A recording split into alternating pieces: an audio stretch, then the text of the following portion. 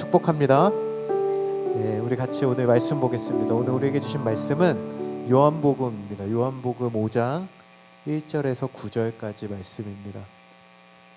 요한복음 5장 1절에서 9절까지.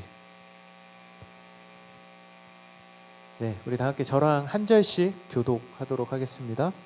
그 후에 유대인의 명절이 되어 예수께서 예루살렘에 올라가시니라.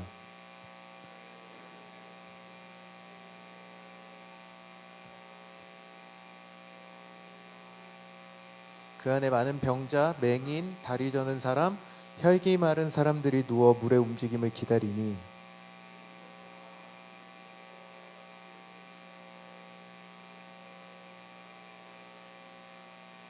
낮게 되니라. 거기 38에 된 병자가 있더라. 이미 벌써 오래된 줄 아시고 이르시되 내가 낫고자 하느니. 병자가 대답하되 주여 물이 움직일 때 나를 못에 넣어주는 사람이 없어 내가 가는 동안에 다른 사람이 먼저 내려가나이다. 그래서 이르시되 일어나. 우리 같이 읽겠습니다. 그 사람이 곧 나아서 자리를 들고 걸어가니라. 이날은 아멘. 네, 이렇게 말씀을 나누겠습니다. 여러분 혹시 영화나 드라마 좋아하세요? 진짜요? 싫어하시는 분 계신가요? 다 좋아하시나 보네요. 와우. 예, 저도 사실은 좋아는 하는데 제가 사역을 시작한 이후로 참 이 영화나 드라마를 잘 보고 살지를 못했던 것 같습니다. 늘 정신이 없고 사역이 끝나면 또 다음 주에는 설교를 뭐 해야 되나 늘 이런 고민들을 하다 보니까 영화관에 가서 한 2시간, 3시간 앉아있는 게 굉장히 아깝게 느껴질 때가 많았어요. 근데 이제 그렇게 잘 못 보다가 제가 지난 몇 년 사이에 한 2번 정도의 좀 쉴 수 있는 시간들이 주어져서 몇 개 드라마나 영화를 찾아봤었는데 그 중에 그래도 재밌게 봤다고 할 수 있었던 드라마 한 편은 2년 전에 오징어 게임이라는 드라마 다 보셨죠, 여러분? 안 보셨나요? 안 보신 분 계세요? 네. 네, 재밌게 봤다고 하면 조금 그렇고 좀 그래요. 어쨌든 재밌게 봤습니다. 2년 전에 넷플릭스에서 굉장히 흥행했었는데 지금 또 시즌2가 제작 중이라고 이야기를 하더라고요. 근데 어쨌든 이 드라마가 456억 원의 상금이 걸린 의문의 그 서바이벌 게임에 참가한 사람들이 자신의 그 목숨을 걸고 이것에 도전하는 그 게임에 도전하는 이야기를 담은 내용입니다. 근데 이제 처음에 딱 그 드라마에 보면은 이 사람들이 자기들이 어떻게 되는지도 사실은 모르고 그냥 참가를 하잖아요. 그런데 이제 게임이 시작돼서 첫 게임이 딱 끝났는데 어떻게 되죠? 진 사람들이 갑자기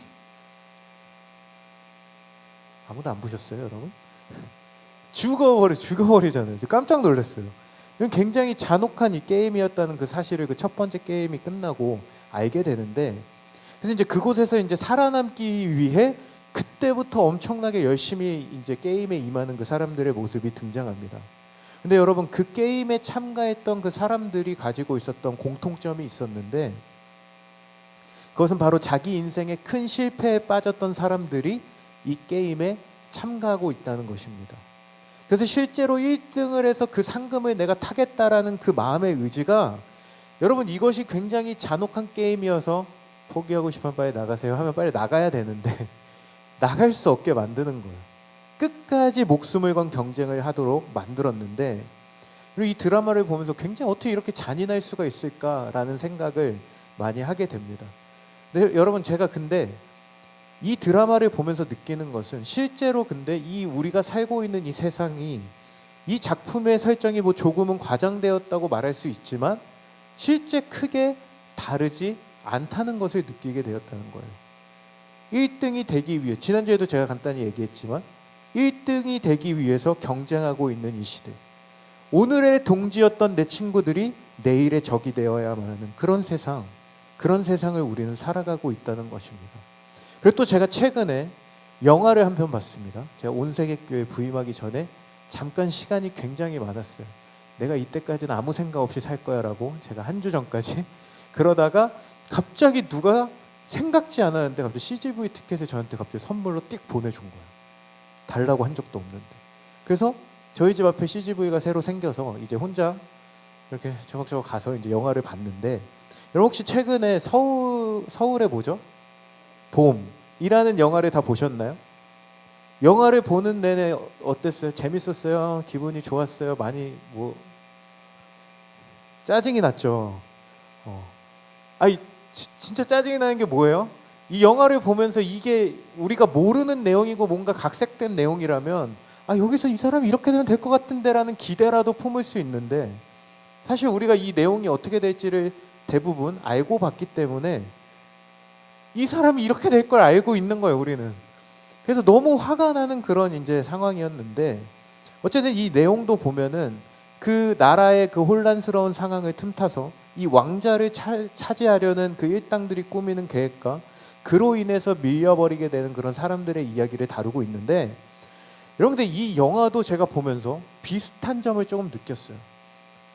이 1등의 자리라고 말할 수 있는 그 왕자의 자리, 최고의 국가 수장의 자리를 차지하기 위해 그와 맞지 않거나 그에 반하는 사람들은 떨어져 나가게 되는, 모양은 조금 다를 수 있지만 사실 이것이 우리가 살고 있는 이 사회의 현실을 그대로 보여주고 있다는 것입니다. 내가 올라가기 위해 다른 사람을 제쳐야만 하는 그런 현실. 여러분 예전에 작년이었습니다. 작년에 문화체육관광부가 실시했던 그 통계 조사 하나에 우리 인생의 가장 중요한 가치를 묻는 조사를 했을 때, 그 코로나를 지나면서 많은 사람들이 1등으로 뭐가 제일 중요하냐 했을 때 건강이라고 꼽았습니다. 그런데 여러분 코로나 시즌 이전 그리고 심지어 코로나 이후에도 우리 나이 때, 저 빼고요, 우리 나이 때 19살, 저도 이 나이죠. 19살에서 29살 사이에 있는 사람들이 여전히 똑같이 통계 조사해 보니까 돈과 성공이 1등을 차지했다는 것입니다. 여러분 이 경제적인 풍요로움, 이 돈과 성공이 가장 중요한 가치라는 것은, 여러분 결국에 이것을 모두가 똑같이 가질 수 있어요, 없어요? 없기 때문에 이것을 차지하기 위한 경쟁이 심화된 세상을 넘어 여러분 우리는 이것이 더욱더 심해질 세상을 향해 살아가고 있다는 것을 우리에게 보여주고 있다는 겁니다. 여러분 경쟁이 심화되는 사회에서 나타나는 여러 가지 특징이 있는데, 그 중에 중요한 특징이 뭐냐면 바로 이 관계에서 상처를 받게 되고, 결국 우리가 어떻게 되냐면 이렇게 관계를 맺고 살아가는 것을 포기하게 되고 나만을 위한 삶을 살아가게 된다는 거예요. 그래서 여러분 이 세상이 점점 어떻게 되고 있어요? 이기주의가 판치는 세상이 찾아왔다는 거예요. 나밖에 모르는 세상, 나밖에 몰라요. 나만 먼저 가야 돼요. 그로 인해 참 기쁨을 잃어버린 시대가 되었고, 이것이 우리가 살고 있는 세상이라는 겁니다. 근데 여러분 오늘 우리가 읽은 이 본문은 바로 이러한 시대의 상황을 정확하게 반영하고 있는 그런 장면을 동일하게 우리에게 보여주고 있습니다. 이것이 그때나 지금이나 동일하게 비슷한 문제는 늘 반복되고 있다는 것을 우리에게 보여주고 있는데, 오늘 말씀은 이러한 시대를 살아가며 마주하는 현실 앞에 쉽게 좌절하며 낙심하며 살아가는 우리들에게 주시는 하나님의 메시지라고 할 수 있습니다. 우리가 함께 말씀을 오늘 보려고 하는데, 오늘 본문 1절에서 3절의 말씀을 우리 한 번만 더 같이 읽어보도록 하겠습니다. 우리 1절에서 3절 한 목소리로 읽겠습니다. 시작. 그 후에 되어 예수께서 예루살렘에 올라가시니라. 예루살렘에 있는 양문 곁에 베데스다라는 못이 있는데 거기 행각이 5이 있고 그 안에 많은 병자, 맹인, 다리 저는 사람, 혈기 마른 사람들이 누워 물에 움직임. 여러분 오늘 본문은 이 유대인들의 명절이 돼서 절기를 지키기 위해 예수님이 예루살렘에 다시 올라가시는 장면으로부터 시작이 되고 있습니다. 여러분 정확히 무슨 명절인지는 여기서 표시되지는 않았지만 분명한 것은, 여러분 우리가 명절이 오면 어떻게 해요? 설날이 되고 추석이 되면 우리는 계속 민족들이 대이동을 합니다. 시골에도 가고 서울로도 오고 대이동을 하듯이 이 유대인들도 유대인의 명절이 되면 그 각지에 흩어져 있는 수많은 디아스포라들이 예루살렘으로 모여들었어요.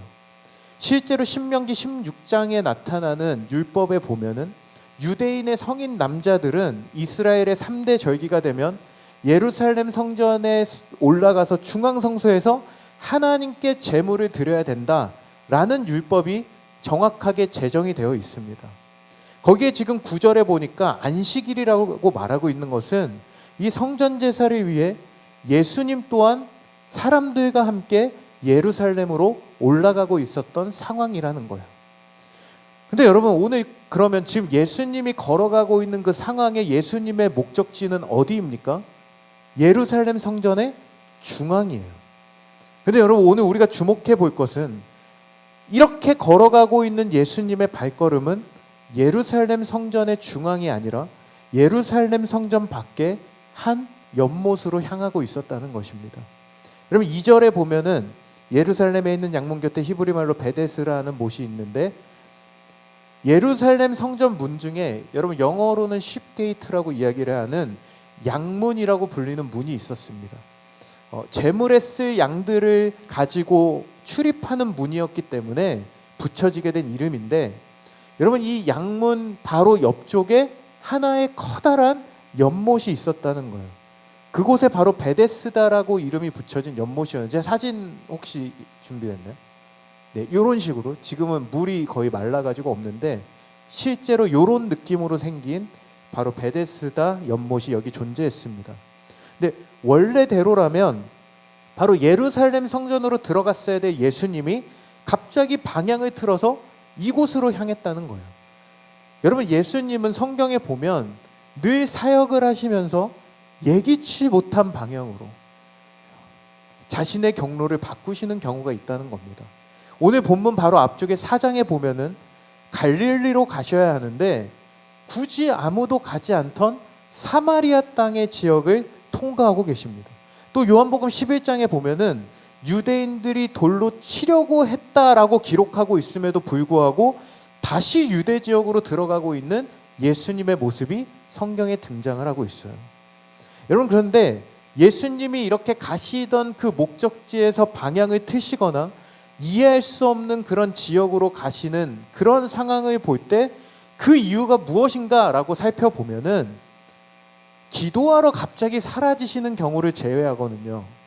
바로 그곳에, 예수님이 가신 그곳에 예수님이 만나 주셔야 될 사람들이 존재하고 있었다는 겁니다.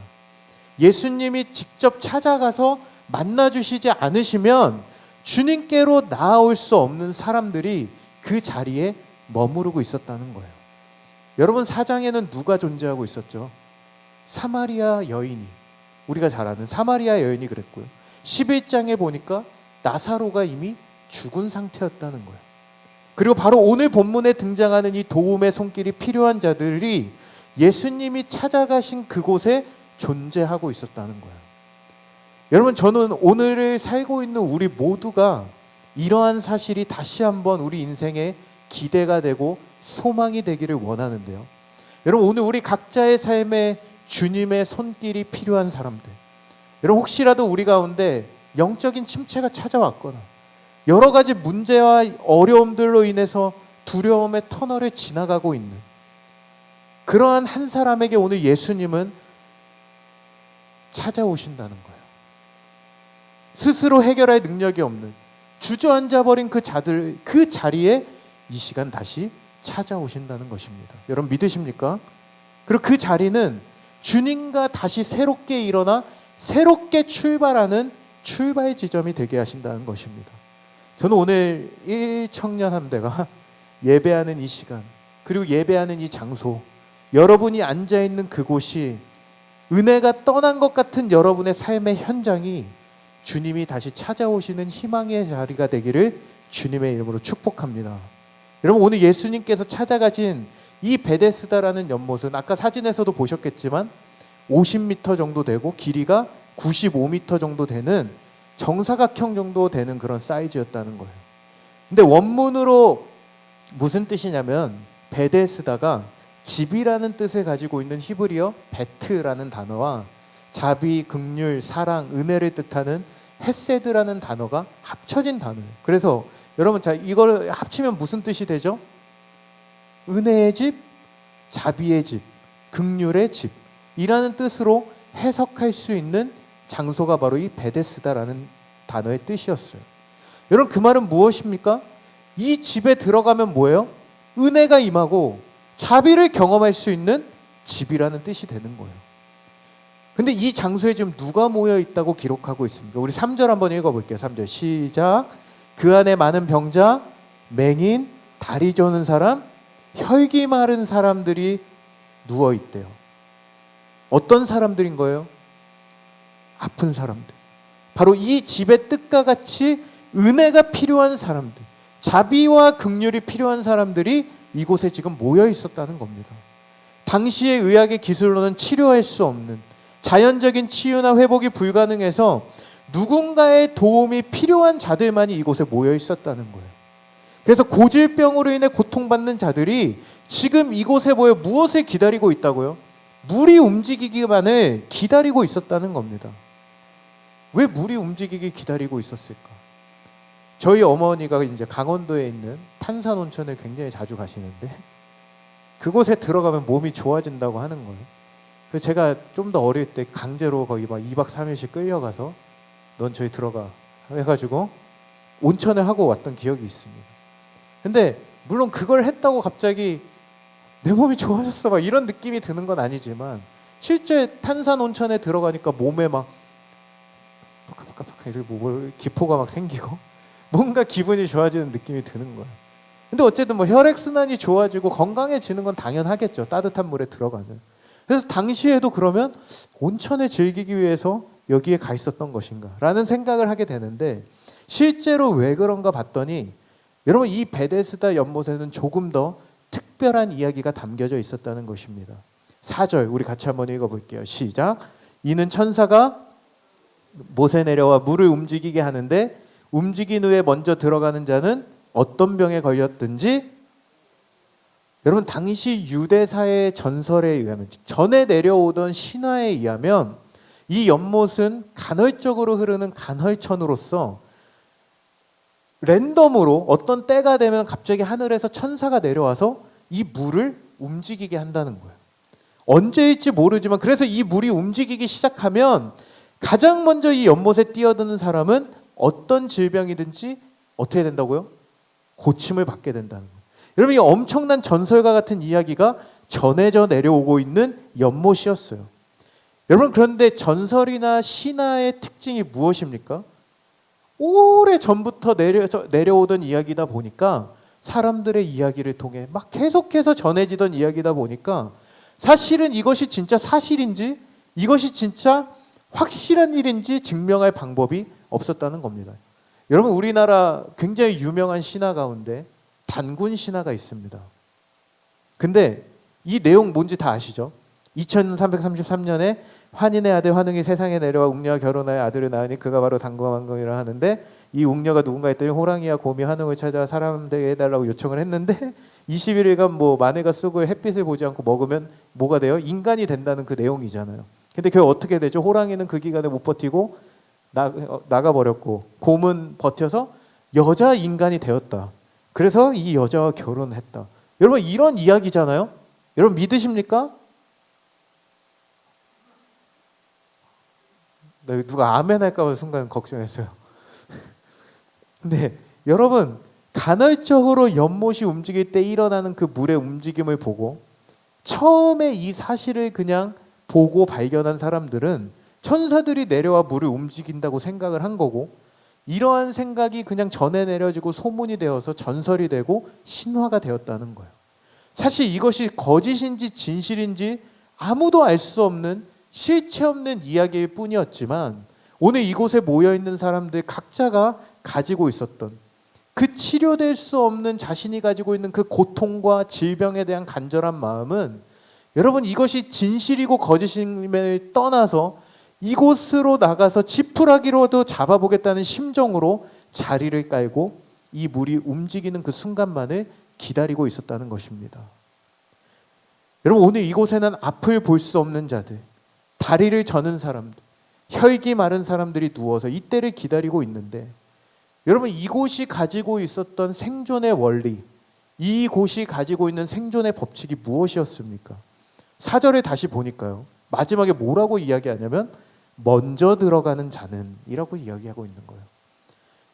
먼저 들어가는 사람이 이 병에 낫게 된다. 여러분, 문제가 무엇입니까? 가장 먼저 들어가는 한 사람, 그 사람만이 어떤 병에 걸려도 낫게 된다는 이거. 여러분, 이 방식이 자베의 집이라고 불리는 이곳이 담고 있는 생존의 방식이었다는 거예요. 여러분, 이것이 자비의 집 맞습니까? 은혜의 집 맞습니까? 여러분, 이것은 자비가 없는 무한 경쟁의 무자비한 경쟁의 집이었다는 거예요. 다른 사람을 밀쳐내야 내가 살아날 수 있는 거예요. 마치 오늘 처음에 이야기했던 오징어 게임의 방식처럼 승자만이 살아남는, 경쟁의 끝에는 가혹한 상처만이 남게 되는 이 방식이 이곳을 지배하고 있었다는 거예요. 여러분, 실제로 이 드라마 안에서도 어떻습니까? 처음에 상금을 타는 데에만 눈이 멀어서 막 좋아서 옆에 사람하고 이야기하고 동지로서 그 동질감을 느끼다가 뒤로 갈수록 내 옆에 있는 사람을 어떻게 없애버리지? 의심하기 시작하고 이 사람이 날 죽이는 거 아니야? 막 이런 어떤 모습들이 계속해서 나타났다는 거예요. 근데 여러분, 오늘 이 연못은 조금 더 심각합니다. 그 기회만을 기대하고 기다리던 이 연못에 모인 사람들이 어떤 사람들이에요? 정상적으로 신체를 온전하게 움직일 수 있는 사람들이 아니었다는 거예요. 여러분, 그 가운데 수많은 사람들 가운데 살만한 사람들이 있었을까요? 해볼 만한 시도를 다 해봐도 치료되지 않는 사람들만 지금 모여져 있었다는 거예요. 그러나 자신의 인생을 걸고 이곳에 누워있는 그들의 삶은 어떻습니까? 비극적인 결말이 계속해서 되풀이되고 있는 인생이었다는 거예요. 심지어 여러분, 아까도 얘기했지만 이 물이 움직인다고 해서 내가 낫는다는 보장도 없었다는 거예요. 근데 여러분, 이 베데스다 연못이 가지고 있는 이 상황과 환경이요, 바로 우리가 사는 이 세상과 너무나도 닮아 있다는 거예요. 아니, 어쩌면 동일합니다. 겉모습은 다 멀쩡해 보이지만 여러분, 우리 인간은 어떤 존재입니까? 어떤 존재예요? 그저 병든 인생일 뿐만 아니라 이 베데스다에 녹아있는 경쟁이라는 생존 방식이, 여러분, 오늘 우리가 처음에 살펴본 영화야 드라마에서만 나타나는 것이 아니라 우리가 살고 있는 삶의 모습이다 보니까 우리가 무엇을 쫓아가는 거예요? 이 베데스다가 가지고 있는 신화와 같은 이 세상에 가망 없는 희망의 고문을 품고 살아간다는 거예요. 세상이 가르쳐준 이 자연스럽게 물들어버린 성공의 신화를 따라서 우리가 이렇게 하면 성공할 수 있어, 이렇게 하면 잘 될 수 있어, 이렇게 하면 부자가 될 수 있어, 이렇게 해야 돼, 해야 되는 거야. 여러분, 그렇게 우리는 그런 방식을 따라가면서 스스로가 잘 되기 위해 동료들과 친구들과 경쟁해야만 하는 상황 속에, 여러분, 지난주에도 내 옆에 친구를 친구로 생각하는 게 아니라 내가 이겨야 될 대상으로 생각하는, 여러분, 그래서 그렇게 최선을 다하고 오늘도 최선을 다하는 우리의 인생 속에 여러분, 그렇게 한 명 한 명 우리가 제끼기 시작하고, 여러분, 우리가 마침내 선두의 자리에 올라갔을 때 그곳에 참된 행복이 있다고 우리는 믿고 살아가고 있는 거예요. 여러분, 그런데 실상은 어떻습니까? 세상에서 여러분 1등으로 나는 올라갈 수 있다, 여기 있습니까? 없으시죠? 여러분, 우리는 이러한 경쟁 사회를 살아가다 수많은 상처와 아픔으로 물들어 버려요. 그래서 쉽게 포기하게 되고 좌절해버리는 인생. 해도 해도 이 선두의 자리를 올라가기는커녕 지금 내 자리도 유지하기 어렵고 실패하다 보니까 그로부터 우리는 은연중에 계속해서 실패에 대한 열등감에 사로잡혀 무기력하고 우울한 인생 가운데 살아가는 경우가 너무나 많다는 것입니다. 여러분, 그래서 이제 나온 얘기가 뭐예요? 연애도 포기하는 거고, 연애는 해야지, 결혼도 포기하고, 대인관계도, 내 집 마련 다 포기한, 뭐 옛날에 5포 세대 나오고 그 다음 7포 세대 나오고, 이젠 이것들을 다 포기한 뭐가 나와요? 다포 세대가 나왔잖아요. 그래서 이렇게 살 거면 차라리 한 번 사는 인생 어떻게 살자고요? 그냥 오늘을 즐기자라는 얘기가 이렇게 해서 등장하게 된 겁니다. 여러분, 그뿐입니까? 여러분, 제가 저번에 한 뉴스 기사에서 실제로 예전 시대에 비해서 정신질환에 관련된 환자의 수가 급격히 증가했다는 것을 제가 본 적이 있습니다. 여러분 기술이 발달하고 의학 기술이 발달하고 우리가 살아가는 인생이 너무나 편리해졌음에도 불구하고 여러분 제가 유학 갔다가 한국 와서 제일 좋았던 게 뭔지 아세요? 핸드폰이 빨라요. 그래서 인천공항에 오는 순간 나도 모르게 핸드폰만 하고 있어요. 너무 좋아요. 이런 나라에서 우린 살아가고 있는데 여러분 무엇을 말하는 거예요? 실제로 여러분 이런 기술은 발달했으나 우리의 마음과 영혼은 병들어가고 있다는 것입니다. 이유 없이 사람들을 죽이고 묻지마 살인이 나오고 묻지마 폭행. 여러분 혼자 밤에 길 갈 때 무서워요 안 무서워요? 가끔 제가 엘리베이터에 모자 쓴 사람하고 같이 타면은 흠칫 놀라서 이러고 쳐다보는데 배달 온 아저씨여서 제가 죄송한 마음을 느끼고 의심하지 마시자 이러고 있을 때도 굉장히 많은데 이런 이유 없이 마약에 빠져버리는 나라. 우리나라 굉장히 지금 심각해지고 있는데 여러분 성경은 이런 시대를 사는 우리의 영혼을 이렇게 표현하고 있습니다.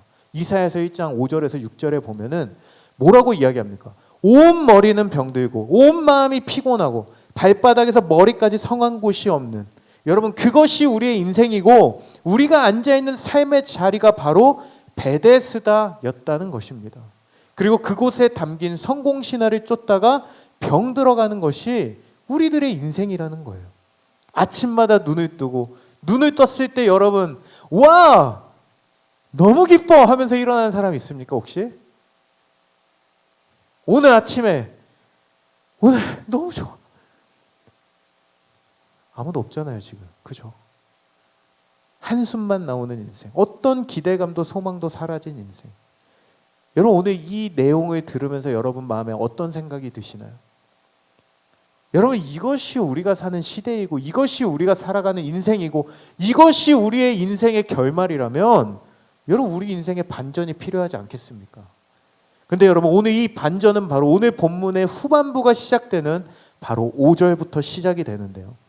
여러분 오늘 이 연못가에는 다른 사람들이 가지고 있는 1이라는 가능성과 비교해서 어쩌면 1조차도 남아있지 않은 1조차도 가능성이 남아있지 않은 한 사람이 오늘 등장합니다. 우리 5절 말씀입니다. 같이 읽겠습니다. 시작. 거기 38에 된 누가 등장해요? 38 된 병자가 등장해요. 38년 동안의 병상에 있었던 사람. 그의 인생의 전부를 그곳에 누워 있었던 사람이 등장합니다. 저랑 동갑이에요. 이렇게 얘기하면 안 되는데 물론 나이가 동갑은 아니겠지만 제 나이만큼 병상에 누워 있었던 사람이에요. 그럼 제 인생을 돌아볼 때 야, 이 시간에 어떻게 그럼 제가 불과 한두 달, 세 달 조금 고고 수술하고 아팠던 시간도 잠깐 누워 있었던 그 시간도 굉장히 괴롭고 힘들었는데 38년의 병상에 있었다는 것은 그의 인생의 가장 중요한 젊음의 나날들을 질병과 함께 동행하며 지내왔다는 거예요. 여러분 그에게 남은 것이 무엇이었을까요? 나이도 이제 들고 모든 희망이 끊어져 버린 그 상태. 다른 사람들도 쉽진 않았지만 사실은 이 사람보단 좀 나은 거예요. 쩔뚝거리면서라도 앞이 보이지 않더라도 여러분 어떻게든 뛰어보기라도 할 수 있는 걸어갈 수라도 있는 사람들이 이곳에 모여 있었는데 오늘 이 사람은 이 병상에 누워서 물이 움직이기만을 기다리면서 물이 움직이면 어떻게 해요? 자기를 연못에 집어 던져줄 1등으로 연못에 넣어줄 그 한 사람을 기다려야만 하는 인생을 살아가던 사람이었어요. 천사가 내려와 물을 움직이게 한다 할지라도 1%의 가능성도 존재하지 않았던 사람. 여러분 그렇다면 이 인생은 어떤 인생입니까? 뭐라고 표현할 수 있는 거예요? 망한 인생, 죽은 인생. 그런데 여러분 그때 망한 인생이라고 생각하던 그때 그의 삶에 새로운 빛이 비춰지기 시작합니다. 어떻게 해요? 그의 인생에 예수님이 찾아오신 거예요. 그곳에 있던 모든 사람들은 오늘 이렇게 찾아오신 예수님을 아무도 알아보지 못했습니다. 그들에게 예수님은 그저 지나가는 행인에 지나지 않았어요. 그가 사실 인생의 진정한 구원자이셨는데 모두가 지금 무엇을 바라보고 있는 거예요? 연못의 물이 동하기만을 바라보느라 자신들에게 찾아온 이 메시아요 구원자이신 예수님을 알아볼 그 마음의 여유도 마음의 공간도 존재하지 않았다는 거예요.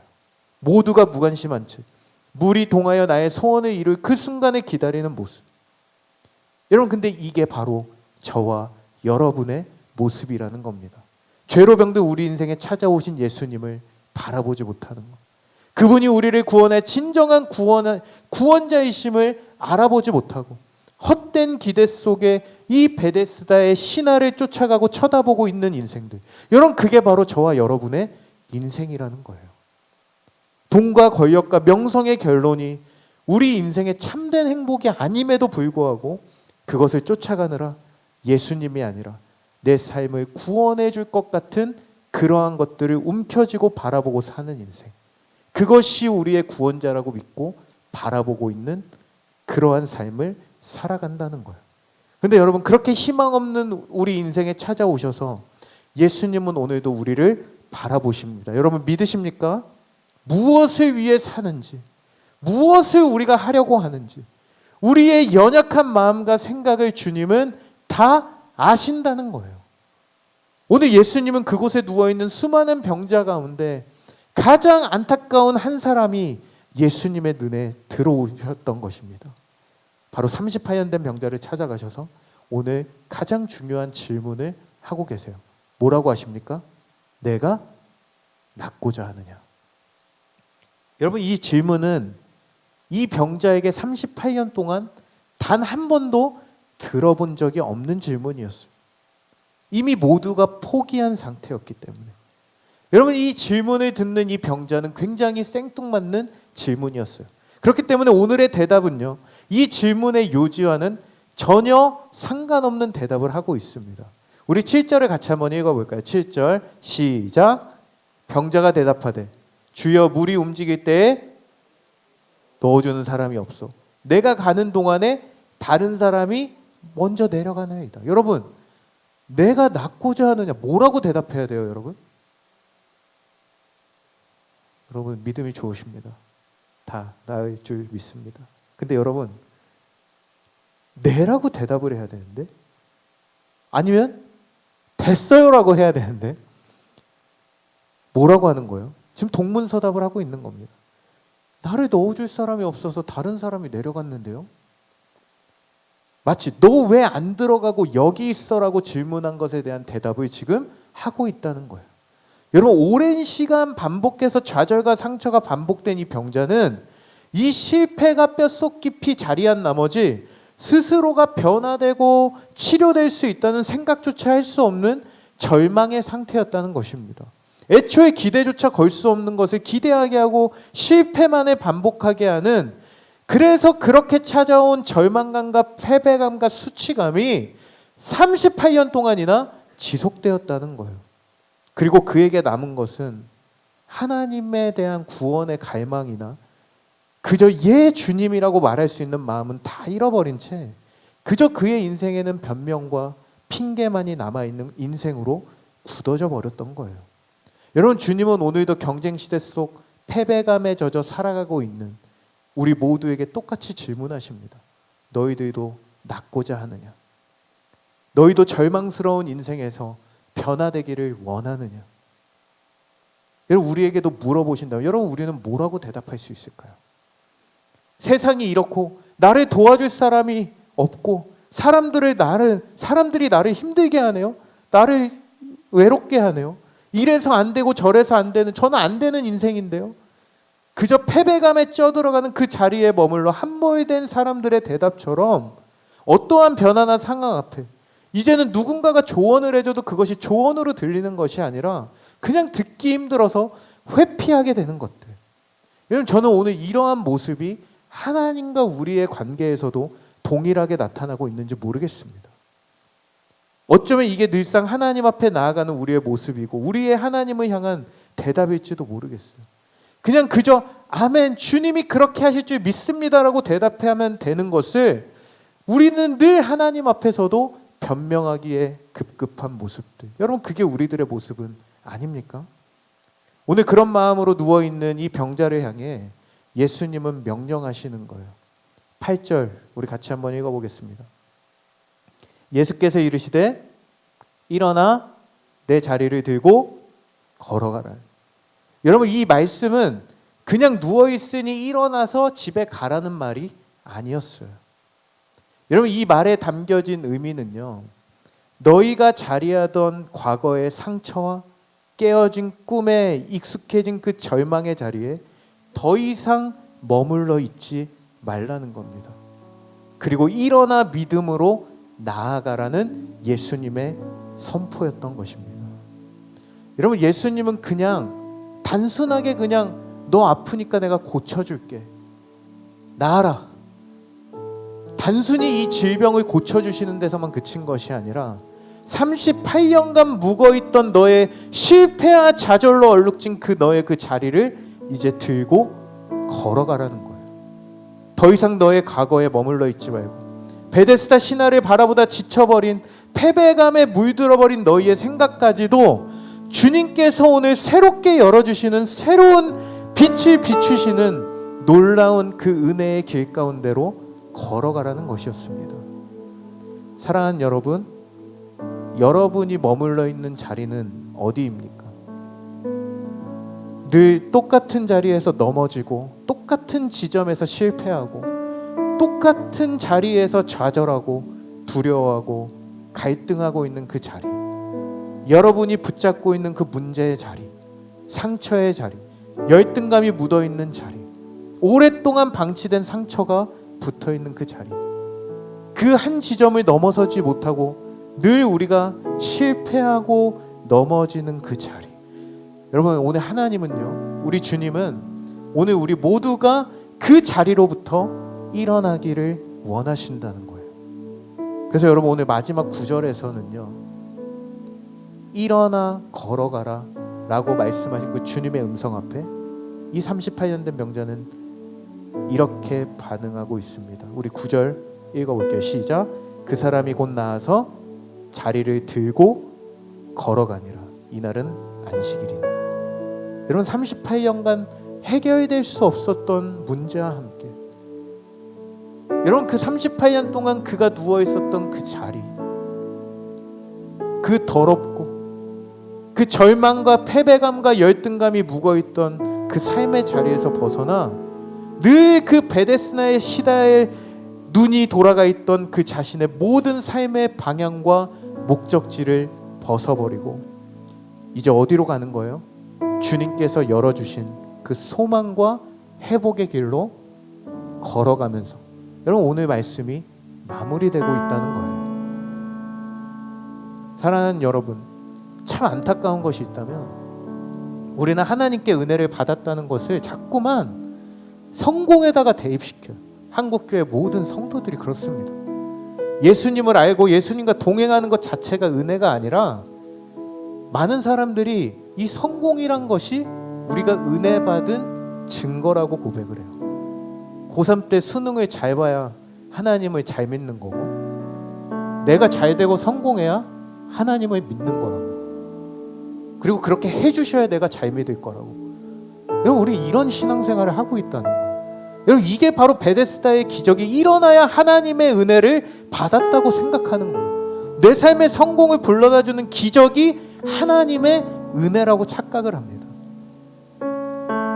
나는 부족하지만, 난 성공할 수 없지만, 뭔가 그 기적의 운이 동하기 시작할 때 나를 그 성공의 연못으로 등 떠밀어 주실 그 하나님을 기대하는 거예요. 이게 우리들의 모습이라는 거예요. 그런데 여러분, 오늘도 우리에게 찾아오신 주님은요, 오늘 그렇게 허우적대는 그 자리로부터 나와서 내가 너의 인생에 열어갈 그 은혜의 길로 우리 모두를 초대하고 계신다는 것입니다. 여러분, 믿으십니까? 사랑하는 여러분, 우리가 수련회를 해야만 잠깐 회복되고 머지않아 원래의 자리로 돌아가려는 우리의 그 습관을 버리십시오. 일어나 주께서 열어주시고 끝까지 책임져 주시는 그 은혜의 문을 향해 우리는 매일매일 날마다 걸어가야 합니다. 여러분, 출애굽기에 나오는 이스라엘 백성들 어떻습니까? 그렇게 400년 동안 종되었던 애굽 땅에서 구원해 내셨는데도 불구하고 광야라는 그 현실의 세계에 너무나 힘이 드니까 차라리 내가 애굽의 종으로 다시 돌아가는 게 낫겠다고 고백하는 게 여러분 그들의 모습이었어요. 눈앞에 어려운 현실이 찾아오니까 그들의 입에선 다시 과거의 그 상처와 아픔의 자리로 돌아가겠다고 스스로가 얘기하고 있는 거예요. 여러분 우리들 어떻습니까? 몸도 그렇잖아요. 여러분 헬스 하시죠? 막 헬스도 하고 필라테스도 하시고. 여러분 아무리 우리가 운동을 해도 갑자기 운동을 그만두고 조금만 쉬면 어떻게 돼요? 어느새 그 근육이 금세 살이 됩니다. 아무리 열심히 다이어트를 했다 해도 조금만 밤에 야식 먹고 피자 치킨을 먹으면 어떻게 돼요? 오늘 피자 치킨을 먹을 건데 다시 원래대로 돌아가요. 다시 배가 나와요. 여러분 여전히 우리가 돌아서면 이 예배를 드리고 저 대문을 나서는 순간 다시 세상의 신화를 향해 나아가려는 우리의 모습 속에 이제 주님은 우리를 향해 다시 한번 말씀하시는 겁니다. 너희의 그 과거의 좌절, 절망을 주고 포기하게 만드는 절망의 자리에 더 이상 머무르지 말고 이제는 내가 너의 인생에 열어갈 은혜의 그 길로 나와 함께 걸어가자. 할렐루야.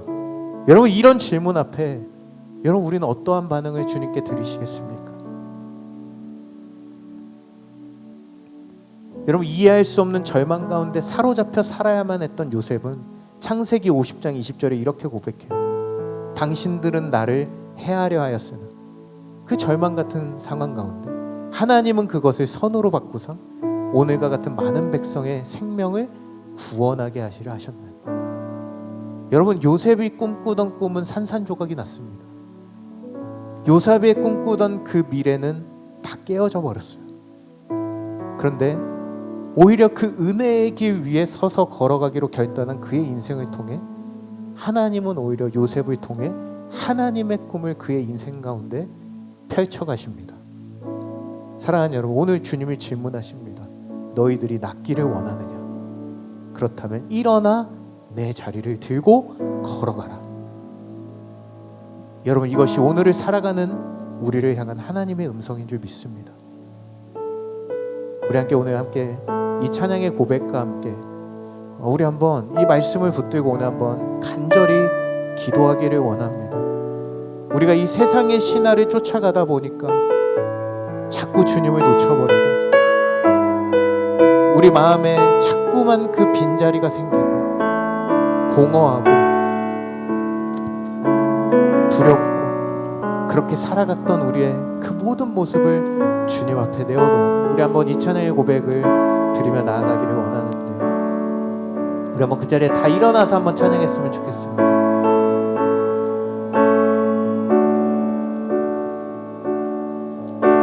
주님 제 마음이 너무 둔해서 주님을 볼 수 없습니다.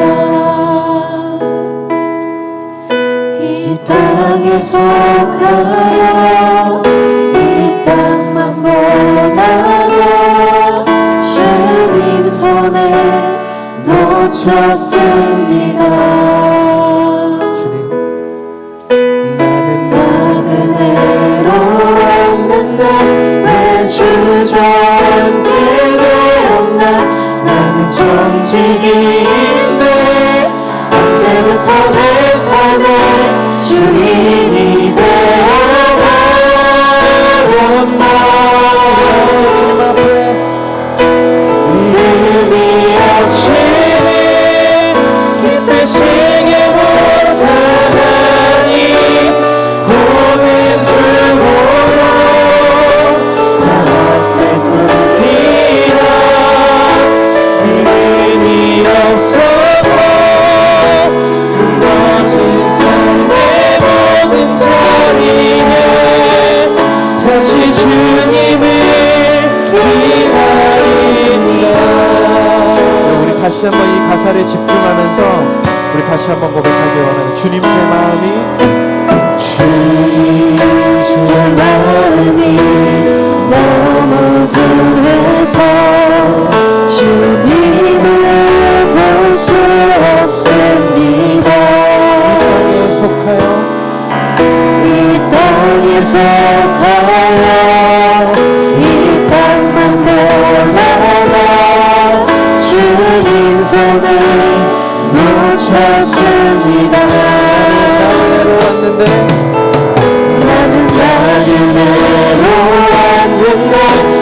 주저앉게 되었나 나는 정직인데 언제부터 내 삶의 주인이 되어버렸나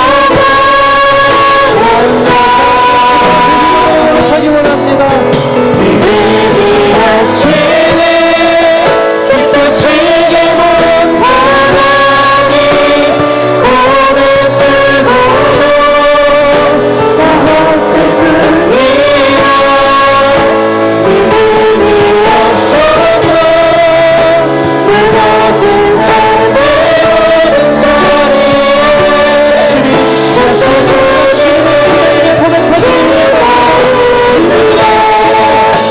믿음이 없이 기쁘시게 못하니 고된 쓰고도 뿐이야 믿음이 없어서 무너진 삶의 모든 자리에 다시 주님을 기다립니다. 우리 이 시간에 함께 기도하길 원합니다. 여러분, 사랑하는 여러분, 우리가 바라보고 있는 것은 무엇입니까? 베데스다의 실체 없는 신화를 쫓아 기약할 수 없는 기적의 날을 쫓아가다가 실패와 좌절의 자리에 오랫동안 머물러 찾아오신 주님 앞에 제대로 반응조차 하지 못하는 오늘 38년 된 병자의 모습을 통해 오늘 우리 스스로의 모습을 돌아보기를 원합니다. 여전히 이 세상의 신화를 따르는 우리를 향해 오늘도 이 시간 찾아오셔서 부르시는 주님의 그 은혜 앞에 반응하는 우리 모두가 되기를 원합니다. 찾아오신 예수님을 바라보지 못하고 그저 자신들의 문제를 해결해줄 대상을 바라보던 이 병자들처럼 오늘 우리 인생의 문제의 중심엔 그곳에 예수님이 계시지 않았기 때문이 아니라 찾아오신 주님을 바라보지 못하는 우리의 연약한 때문임을 우리가 이 시간에 기억하기를 원합니다. 치열한 경쟁사 속에 1등하면 행복할 것이라는, 돈이 많으면 행복할 것이라는 생각, 치열한 사회에서 살아남으면 평안이 찾아올 것이라는 마음들은 모두 베데스다에 일어나지도 않은 헛된 신화임을 기억하면서 주님, 그럼에도 여전히 그것을 쫓고 또 쫓고 다시 그렇게 무너지는 반복되는 실패의 패배감으로 얼룩진 우리 인생을 주님 앞에 내어놓기를 원합니다. 우리를 다시 한번 부르시고 일어나 걸어가라고 말씀하시는 주님의 음성 앞에 우리가 오늘도 걸어가기를 원하오니 아무런 조건 없는 은혜의 문을 열어 이제 머물러 있는 그 38년 묵은 우리의 자리를 들어 은혜의 길로 초대하시는 주님의 음성에 우리가 반응하게 하여 주시옵소서. 오늘 지낸 나의 인생의 텅빈 자리에 주님 다시 한번 찾아와야 주시옵소서. 우리 다시 한번 전심으로 우리 기도하며 주님 한번 부르며 기도하며 나아가겠습니다. 주여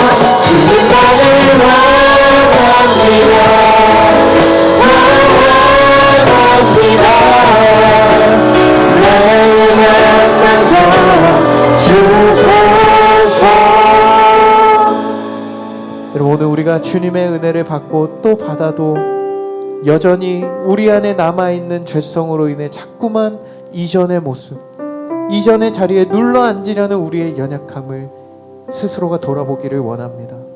출애굽한 이스라엘 백성들이 조금만 어렵고 힘든 상황, 그러한 상황이 눈앞에 찾아올 때 종되었던 애굽으로 돌아가고자 했던 그들의 마음처럼 우리는 늘 연약함의 자리, 그 자리가 얼마나 더럽고 벗어버려야 되는 자리인지를 잊어버린 채 자꾸만 돌아가 머물려는 그 습관, 하나님 아버지, 오늘도 이것이 다 벗어지게 하여 주시옵소서. 오늘도 우리 안에 세상의 성공의 신화를 위해 살아가다 찾아온 패배감과 열등감과 우울감과 우리의 마음을 사로잡아 그 자리에 머물러 살아가게 하는 우리 인생의 모든 연약함이 이 시간에 예수의 이름으로 다 떠나가게 하여 주시옵소서. 오늘도 주님과 가까이 주님께 목마른 마음으로 간절히 부르는 우리 영혼에 새로운 은혜의 문을 열어달라고 우리 시간에 다시 한번 주님의 이름을 부르는 전심으로 기도하며 나가겠습니다. 주여,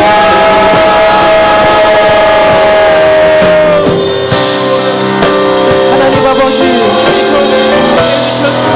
여전히 돌아가려고 하는 우리의 모든 삶의 습관, 하나님과 모르게 만드는 모든 삶의 모든 마음들이 이 시간에 깨끗하게 하여 주시옵소서. 여전히 양날 주님의 하시오며 쫓아가다 세배해가는 저와 열등감과 우울감과 우리의 모든 마음을 지하면서 여러 가지 육신과 영혼의 치유하는 그 자리에 여전히 살아가는 우리 인생, 모든 영혼이 예수님의 이름으로 다 떠나가게 하여 주시옵소서. 오늘도 주님과 함께 꿈꾸며 나갈 수 있도록 인도하여 주시옵소서. 주의 목마른 마음을 이루려 새로운 은혜를 열어주시옵소서. 그 하나님 아버지, 주님 아니고 그 주님께서 열어주시는 그 은혜의 마음으로 은혜의 기운으로 우리가 걸어갈 수 있는 하나님 그분을 수 있도록 제발 우리가 불쌍함을 경험하는 주님의 감정, 하나님의 은혜의 기쁨으로 살아낼 수 있도록 주님 우리를 붙들어주시고 인도하여 주시옵소서. 주님 사랑합니다. 주님 성령이 오셨네. 성령이 오셨네. 내 주의 보내신 성령이 오셨네. 우리 인생 가운데 친히 찾아오셔서 그 나라 구원해 오셨네.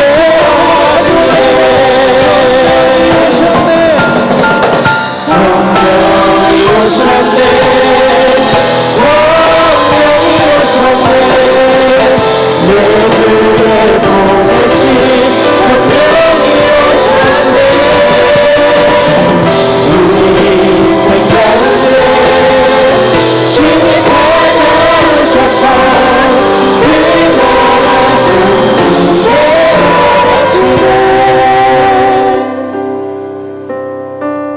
사랑하는 주님, 오늘도 여러 가지 삶의 문제와 고통 가운데 억눌려 살아가는 우리에게 찾아오시고 말씀하시고 우리 인생의 묵은 자리를 들고 일어나 다시 한번 주님께서 열어주시는 은혜의 길로 들어서게 하시니 감사드립니다. 주님, 한 번뿐인 인생에 세상의 헛된 그 성공신화에 물들어 그것을 쫓아 살아가는 우리의 옛 관습을 버리게 하여 주시고 이제는 하나님 나라의 꿈을 꾸며 하나님께서 여실 그 은혜의 길 위에 서서 하나님께서 내 인생을 통해 아름답게 그려가실 새로운 그림으로 그려지는 우리의 인생이 될 수 있도록 주님, 나를 인도하여 주시옵소서. 한 주간의 삶 가운데 하나님을 향한 갈망과 사랑이 끊어지지 않도록 날마다 주님과 더 가까이, 주님과 더 가까이, 주님과 함께 걸어가는 우리의 믿음의 모든 청년들이 될 수 있도록 주님 인도하여 주시옵소서. 여전히 우리 마음을 잡고 있는 패배감과 좌절의 마음과 우울과 공황장애와 여러 가지 질병, 우리를 묶고 있는 모든 어둠의 질병이 예수님의 이름으로 다 떠나가게 하여 주시고 이미 승리하신 주님의 이름으로 담대히 세상을 걸어갈 수 있도록 주님 인도하여 주시옵소서. 감사합니다. 사랑합니다. 주 예수 그리스도의 은혜와 하나님의 사랑과 성령의 교통하심이 오늘도 우리의 절망의 자리, 아픔의 자리, 패배감과 열등감으로 얼룩진 자리를 들고 일어나 주님께서 열어가시는 은혜의 길로 걸어가고자 믿음으로 결단하고 돌아가는 이 자리에 모인 모든 주의 자녀들 머리 위에 이제로부터 영원토록 함께 있을지어다. 아멘.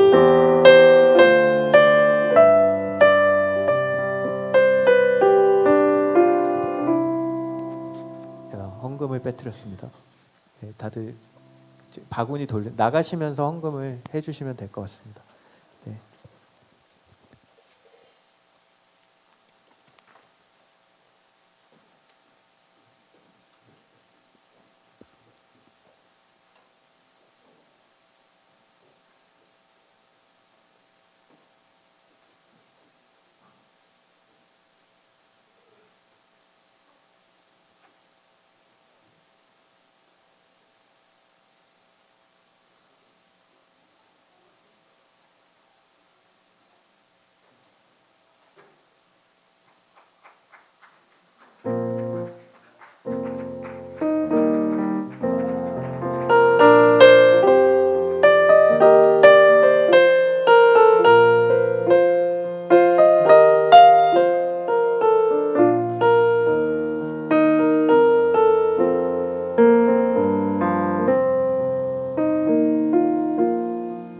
인사를 먼저 올리겠습니다. 자, 인사. 네, 저희는 이청년함대 2024년에 임원으로 섬기게 될 사람들이고요. 만나서 반갑고 내년에 이제 그러니까 저도 일청에서 많은 추억들을 쌓았는데 떠나기 그때 좀 아쉬웠거든요. 이청 올라올 때. 근데 이제 이청에 오시면은 또 새로운 즐거운 세계가 기다리고 있으니까 구국이 이제 새내기 여러분들 즐거운 마음으로 올라오셨으면 좋겠고, 미리 이제 공지 드릴 사항은 저희 1월 7일에 신관 3층에서 이제 오후 3시에 예배가 있고요. 그때 이제 그 새내기들을 위한 자리가 마련되어 있을 예정이니까 그곳에 착석을 해 주시면 되겠고, 특별히 또 공지 드릴 것은 14일 날에 새내기 분들과 예배 후에 같이 저녁 식사를 할 수 있는 작은 이제 자리를 마련을 할 예정이어서